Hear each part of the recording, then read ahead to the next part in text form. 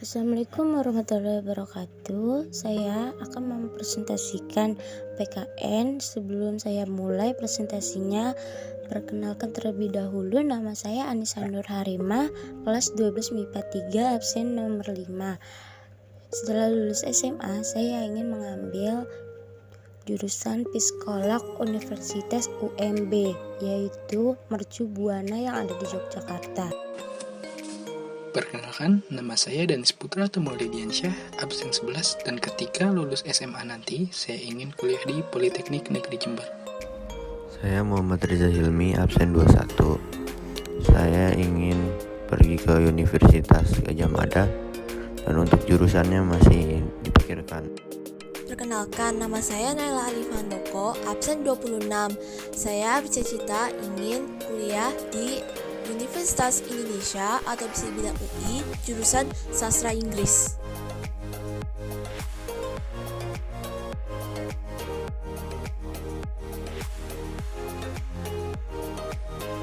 Berikut adalah dasar hukum hak setiap warga negara untuk memperoleh pendidikan yang terdiri dari: yang pertama, ada Undang-Undang Dasar 1945 Pasal 31 Ayat 1.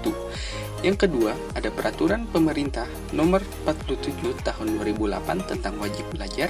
Dan yang terakhir, ada Peraturan Gubernur DKI Jakarta Nomor 4 Tahun 2008 tentang KJP.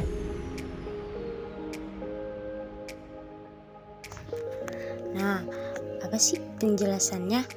Bahwa sesuai dengan UUD 45 Pasal 31, setiap warga negara memiliki hak yang sama untuk memperoleh pendidikan pada setiap jenis dan jenjang pendidikan. Hal tersebut dijabarkan pula dalam PP nomor 47 tahun 2008 yang masyarakatnya wajib belajar 9 tahun, dalam hal ini hingga tingkat SMP atau yang sederajat.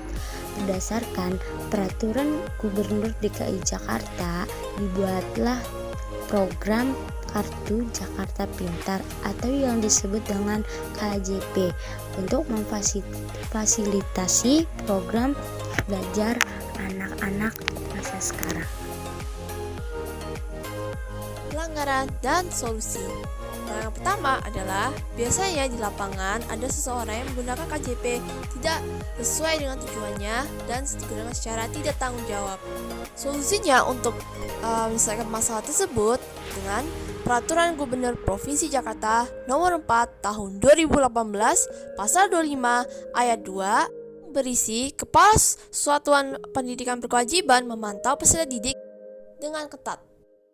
Dan untuk pasal 26 ayat 1-4, wali kota menugaskan camat dan lurah dari suatu daerah untuk memantau pengguna KJP di tiap-tiap rumah.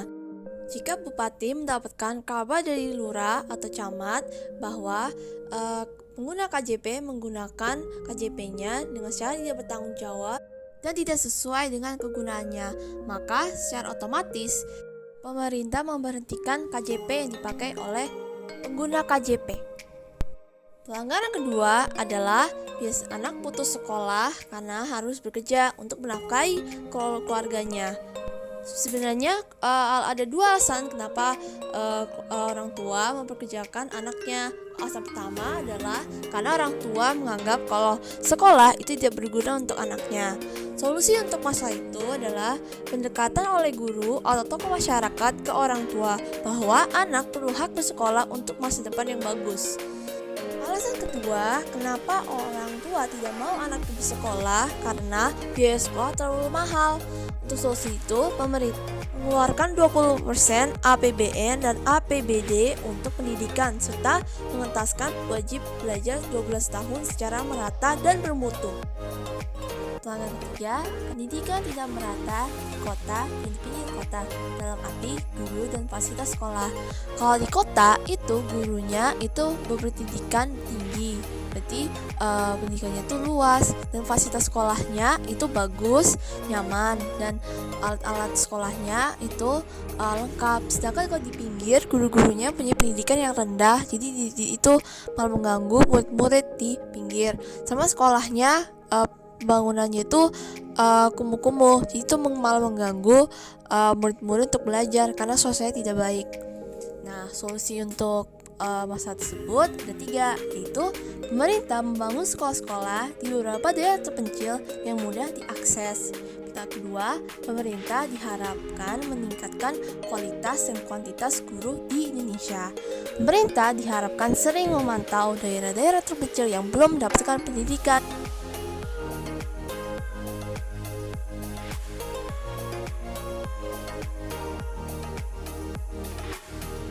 Berikut adalah dasar hukum kewajiban setiap warga negara untuk mentaati hukum yang sudah ditentukan, yang terdiri dari yang pertama, ada Undang-Undang Dasar 1945 Pasal 27 Ayat 1. Dan yang kedua, ada Undang-Undang ITE Nomor 11 Tahun 2008.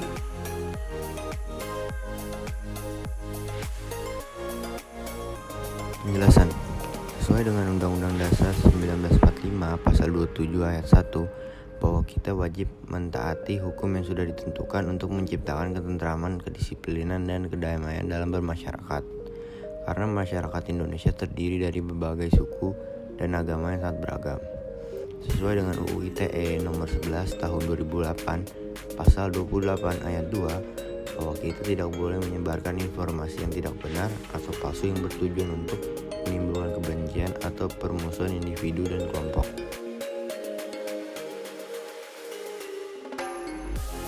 Pelanggaran dan solusi. Yang pertama adalah pelanggaran korupsi dalam arti mencuri uang negara.